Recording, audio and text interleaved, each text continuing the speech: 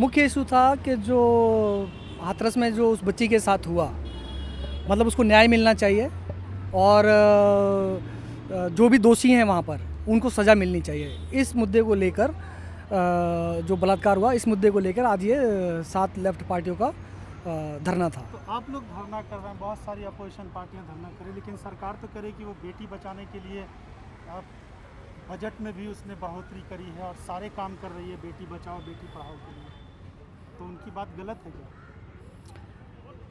जो आप कह रहे हैं कि बजट में उन्होंने एलोकेशन किया या बेटी बचाओ बेटी पढ़ाओ को लेके उन्होंने बजट डाला है, तो उस बजट का बात नहीं है वो बजट बढ़ाएं या घटाएं।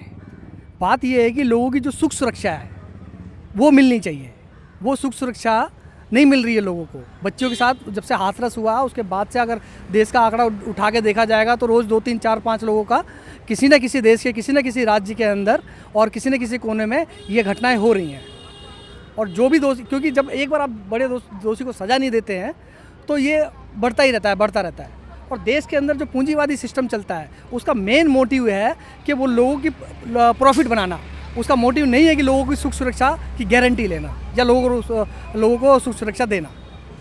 ऐसी विपरीत क्यों सोच है? प्रधानमंत्री नरेंद्र मोदी कहते हैं कि बहुत सारे लोग हैं जो विपरीत माहौल बनाने की कोशिश कर रहे हैं, जबकि सब कुछ ठीक चल रहा है और दुनिया भर में जिस तरह के हालात है उससे बेहतर अपने देश के हालात हैं। तो आप लोगों पे ये आरोप लगता है कि आप लोग बहुत नेगेटिव सोचते हैं।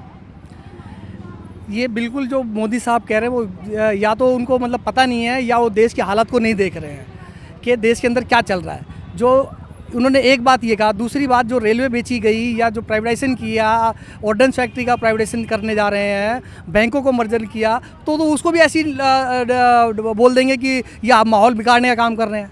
माहौल बिगाड़ने का काम नहीं कर रहे हैं। सच बात तो ये है कि देश के अंदर जो लोग आवाज़ उठा रहे हैं अपने हकों के लिए, न्याय के लिए, सुख सुरक्षा के लिए, न्यूनतम वेतन के लिए, किसानों के अधिकारों के लिए, महिलाओं के अधिकारों के लिए, वो उसको डाइवर्ट करना चाहते हैं, वो उसको मतलब झुटलाना चाहते हैं।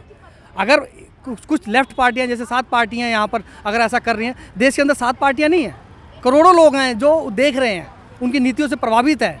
अगर वो कह रहे हैं कि हम मतलब लोगों को गुमराह कर रहे हैं, क्या ये कोरोना के टाइम पे करोड़ों लोग पलायन नहीं हुए?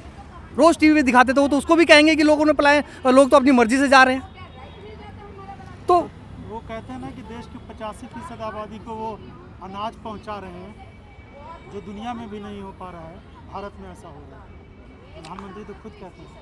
देखो, मैं जहाँ से आता हूँ वो स्लम्स एरिया है एक, उस स्लम्स एरिया के अंदर बोल लिए जैसा आप स्पीच में बोल रहे थे, कोई अच्छा वैसे वो aggressive जो मोदी जी कह रहे हैं वो बिल्कुल सरासर गलत कह रहे हैं।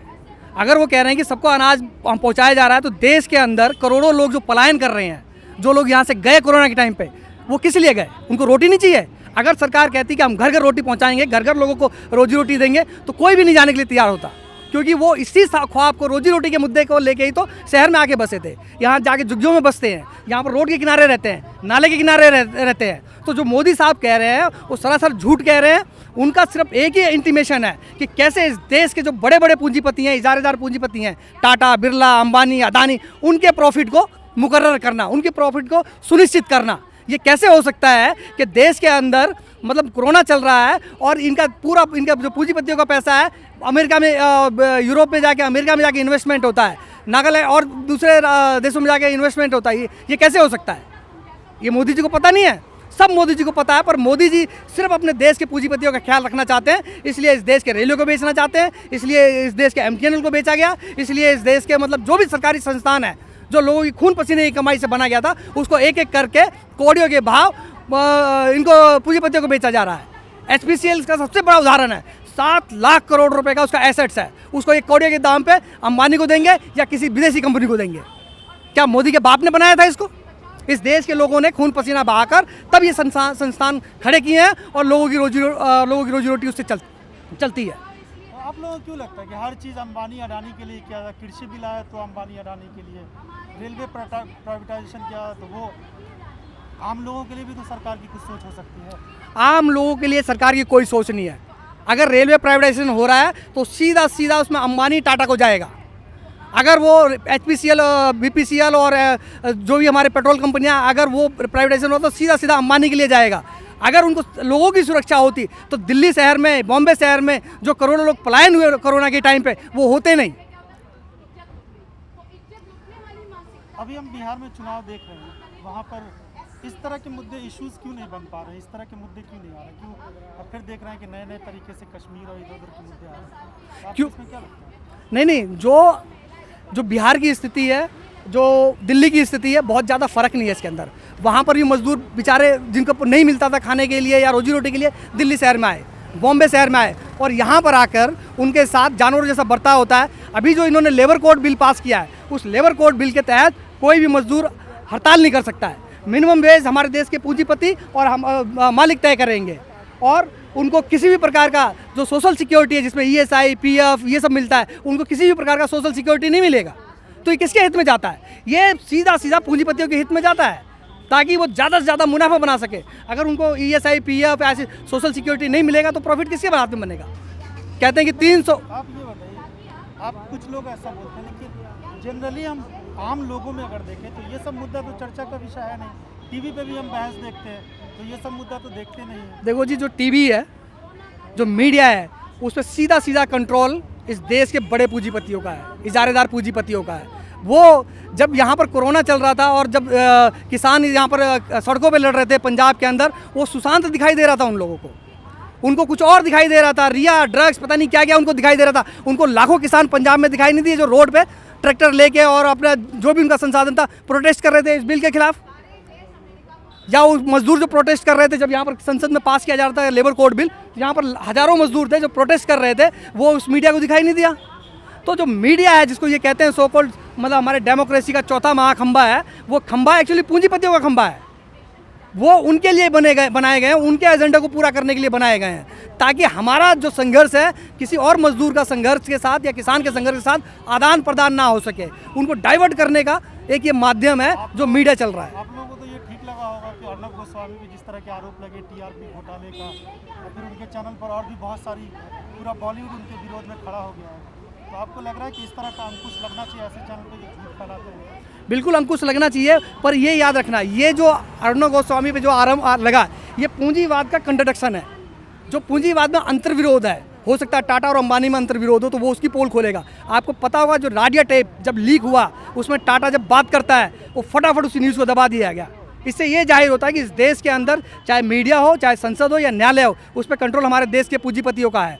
लाखों लोग प्रोटेस्ट कर रहे हैं आज भी। हो सकता है वो जो किसान बिल है, वो हो सकता है मतलब मजदूर किसानों के फ़ायदे के लिए हो, लेकिन जब लाखों लोग उसके खिलाफ पड़े हैं तो लोकतंत्र का मतलब क्या है? लोकतंत्र का मतलब है कि लोग जो कह रहे हैं तुम सुनो, संसद के बाहर हो या संसद के अंदर हो। जो लोग, क्यों इन्होंने वो रूल बुक फाड़ दिया जब सांसद उसके खिलाफ बोल रहे थे? क्यों नहीं उसको चर्चा किया गया?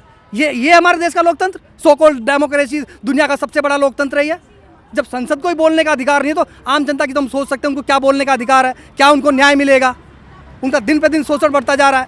जो नया लेबर कोड आया है, जो किसान बिल आया है, उससे देखो किसानों का भी आने वाले 5 साल में देखना कि कैसे किसान खत्म होते हैं। उससे पहले बिहार में इसे लागू किया गया, गुजरात में भी लागू किया गया, उससे क्या निकला? आप कह रहे हैं किसानों को, आप कह रहे हैं लेबर कोड। प्रधानमंत्री तो खुद कहते हैं ना कि ये किसानों को एक बड़ी आज़ादी मिल गई है और अब किसान मतलब उद्यमी बनकर उभरेगा, तो आप ऐसा क्यों कह रहे हैं? मैं एक चीज़ समझाना चाहता हूँ और सबको इस देश के लोगों को समझना चाहिए। 2010 से प्लान था हमारे देश के पूंजीपतियों का कि कैसे ऐसी एक सरकार को लेके आया जाए जो उनका पिछले 10 साल का एजेंडा, चाहे वो लेबर कोड बिल हो, किसान बिल हो, लैंड एक्विजिशन बिल हो, या जो भी बिल जो अटका हुआ है, उस बिल को कैसे कानून में तब्दील किया जाए, उसको पास किया जाए। 2010 से मोदी जी का पूरा इन्होंने एक आडंबर रचा कि कैसे पहले मनमोहन सिंह थे, वो मतलब वो कहते हैं साइलेंट मूड में, कुछ बोलते नहीं है। अब ये ऐसा प्रधानमंत्री आया कि बोलता ही रहता। तो क्या हम ये सिर्फ मनमोहन सिंह को हटा के मोदी को लेके आने के लिए हैं? ये इस देश का चरित्र है। आज जो लोग कहते हैं कि मोदी बहुत ग्रेट है, एक ज़माने में लोग कहते थे कि इंदिरा गांधी बहुत ग्रेट है। ये नारा था कि जब तक सूरज चांद रहेगा इंदिरा तेरा नाम रहेगा। आज बताइए, आज के जनरेशन को पूछिए कि इंदिरा कौन है, इंदिरा गांधी कौन थी?